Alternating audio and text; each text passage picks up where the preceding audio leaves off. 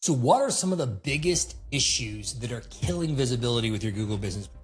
What do you do about spam reviews, and do photos actually help your ranking? Well, if you truly want to show up in the coveted spot of the Google Map Pack, those first 3 listings on the Google Map when customers are looking for what you do, you need to have your profile maximized. And in this video, we're going to answer those questions along with others so you know exactly what you need to do to grow your business in the rankings so you can dominate online. Welcome to Marketing Domination. So starting off with the biggest issues that I see hurting local business owners that are killing their rankings and making it to where they're not visible when their customers are looking is their account isn't properly set up and maximized. So I'm going to show you inside of an account right now so you can see what it looks like to build one up. So here's one of the businesses that we actually own. And one of the biggest mistakes, like I said, is just not completing the profile. So whenever you are inside of here, you want to make sure everything that you can have filled out is filled out. You've got your business category selected.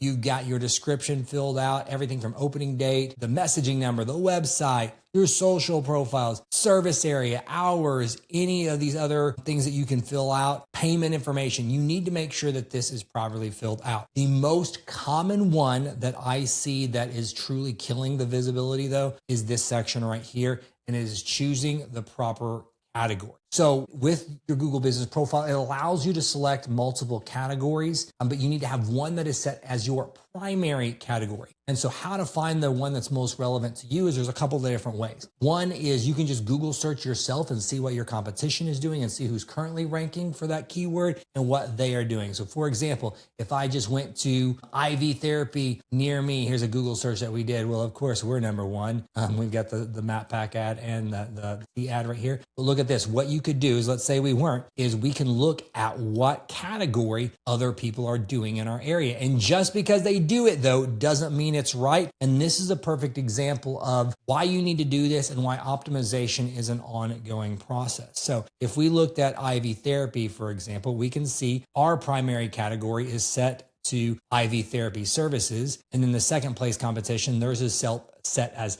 health spa, which ours used to be. Third is IV therapy service. This is medical spa, medical clinic. So you can see that there's a bunch of different ones for this category. Reason being is, and this is why you always need to check it, is Google not too long ago actually released the brand new category of IV therapy services. So before that, our primary category was a health spa. So Google is always optimizing themselves and adding new categories for your business. So if you don't have one that is extremely explicit, like it's very easy for an explicit one like plumber, right? Plumbing services, like that's a category that you can pick. But for some kind of these nuanced businesses, like an IV therapy spa, that wasn't an option at the time. And so as soon as we did that, we instantly shot up in the rankings because we were the only ones in the area that were paying attention to that and optimized our profile for that. So making sure that you have the primary category set and relevant additional ones is helpful. It lets Google know what you do. The big key that I always try to remind people with SEO is it's not tricking Google. It is being clear to them and proving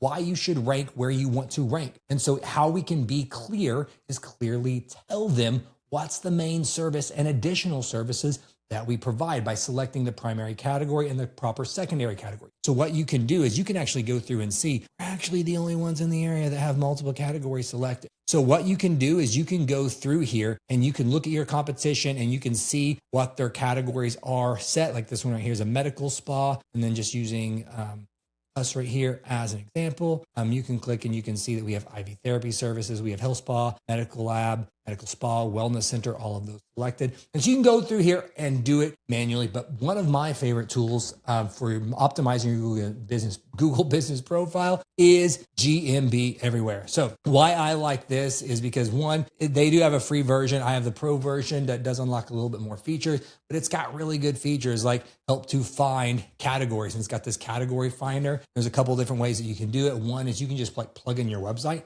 So if we had like our website right here for the IV therapy clinic, we could come in right here and we could plug in our website. And then this would, whenever we plug in our website, it will give us suggestions based upon the content that's on the website. Now, again, if the website's not very optimized, it's not going to help with that. But this will read your website and it will give you suggested categories based upon that. The other thing, while that's running, I'll do this. while that's running is you could just put in kind of what you do, and you could start selecting categories. Like I picked that one right there, IV therapy services, and look right here, it's going to pick related categories as well. And then also it's going to come up to services, which is the next thing that we'll talk about here. But being able to select and know that you have the right category is huge. And hey, look right here, it read just based upon the website. Here's some suggested categories.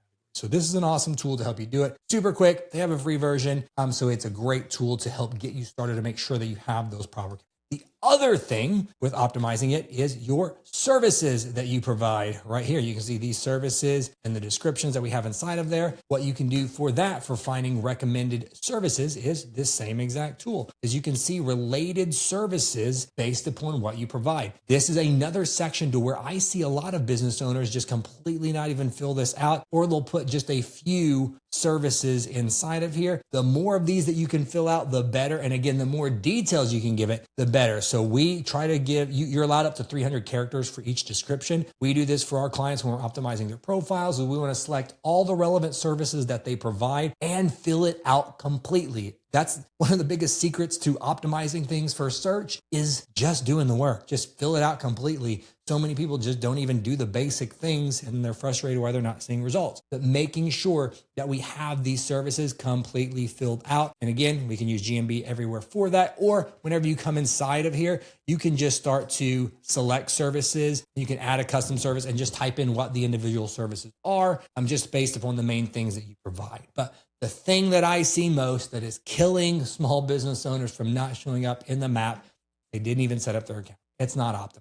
Optimized to me just means initially, just fill the thing out. Fill out your profile. The big one is select a really good category, fill out the services, and then make sure that you're typing in the descriptions and everything. Kind of a little sub hack here that I throw out there too is underneath the products that's another option that Google allows you to do, is upload a product. You might say, well, I don't have products, I do services. Guess what? So do we. This is kind of a little hack around it. So your quote unquote product is a service.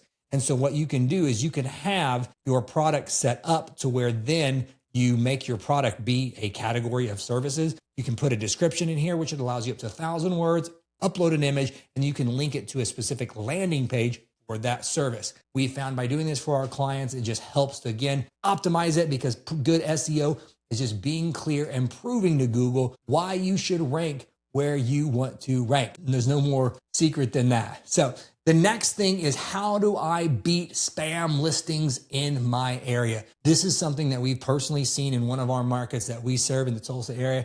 Seen a huge influx of this lately, of just people going around and spamming. One, how you know it's a spam? Don't assume just because somebody gave you a 1-star review it was spam. Maybe you guys just dropped the ball. But if you see about 20 to 30 to 50 1-star reviews hit your account in like a 5-minute window, you're getting spam. And so what you can do whenever that happens is you have to report it. Unfortunately, there's nothing you can do to really stop it. You have to go in there and you do have to report it to Google. So what that would look like is, whenever you are inside your account, you're going to go to the review settings right here, and then you're just going to click this little arrow right there, and then you're going to mark it as spam. Just because it's a 1-star or a bad review does not mean that it is spam. But if it is a legit spam article, you can report that. Other things that you can come in here and do is you can report reviews as spam if they were not a customer. So if somebody is a disgruntled employee or somebody like that, you can come in there and you can report those reviews as well. Now, if they interacted with your business, they called and you were rude and they left a 1-star, nothing you can do about that because they engaged with your business. But if it's something like former employee, friends of a former employee, and people just trying to do malicious things for you, you can report that. You go into your account on the reviews and you click on read reviews, click the little exclamation point next to that, and then report that review as spam. Typically takes Google about 2 to 3 days to review that, and then hopefully they will remove that. We just had a ton of reviews removed. I talked about the big spam issue that we have in our market right now, one of our markets, and we got all of them removed. As a small business owner, you should be creating content. But I know for me, the hardest part about creating videos isn't the filming. It's figuring out what to say for the first 3 seconds. If you don't hook your audience right away, they're just going to scroll right past you. That's why I put together the 100 viral video hooks. These are proven, ready to use openers that you can plug straight into your videos to grab attention, stop the scroll, and get more people to watch and engage. With these hooks, you'll never stare blank at a screen wondering how to start your videos again. Download it free today at SeanGarner.co/video hooks. Now back to the show. Next, do photos actually help with rankings? Absolutely. And there's ways that you can get them to help even more. So one of the ways that photos help is, again, just back to that optimization thing. Google wants you to see that you're using all the parts of the platform. They want to make sure that you're optimizing your profile, which is just being real and engaging with all the parts. So adding photos does help rankings, not because the photos help the rankings, but it's just that engagement in the platform helps the rankings. Where you can, though, expand your reach on your map pack, though, is with your iPhone photos. And so what really, really helps with rankings is when your customers upload photos for you. So whenever you get your customers to leave you a review, and if they can upload a picture with the review, that supercharges the review. It's worth a lot more credit in the eyes of Google. And if they can snap that photo of the service product that they did, whether it be at your facility or at their home, if you're doing service in your home, that helps a ton. So if you can incentivize your customers to leave a review with a photo,